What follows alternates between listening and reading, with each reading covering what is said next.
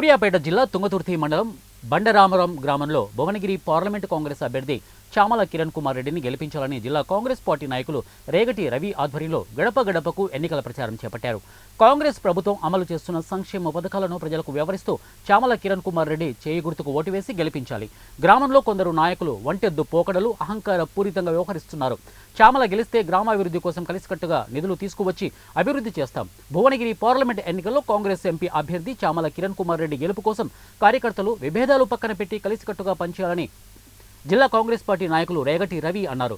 శుక్రవారం బండరామారం గ్రామంలో ఎన్నికల ప్రచారంలో పాల్గొని ఆయన మాట్లాడుతూ గ్రామంలో కొందరు నాయకులు వంటెద్దు పోకడలతో వ్యవహరిస్తున్నారని, కార్యకర్తలు అధైర్యపడవద్దని అండగా ఉంటామని చెప్పారు. నిన్న 2 రోజుల నుంచి ఈ రోజు కార్యకర్తలని ఎవరిని పట్టించుకోకుండా కొంతమంది స్థానిక నాయకులు తిరగడం జరిగింది.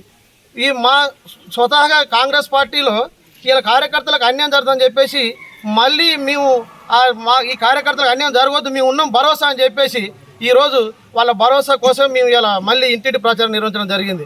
ఇప్పటికైనా మీరు కార్యకర్తలు కానీ నాయకులమైనా మన అందరం ఒక ఉమ్మడి కుటుంబం లెక్క కలిసి ఉండాలనేది మా యొక్క మనవి. ఇది ఎలాంటి పథకాలు కానీ ఎలాంటివి వచ్చినా కూడా మీకు పెట్టే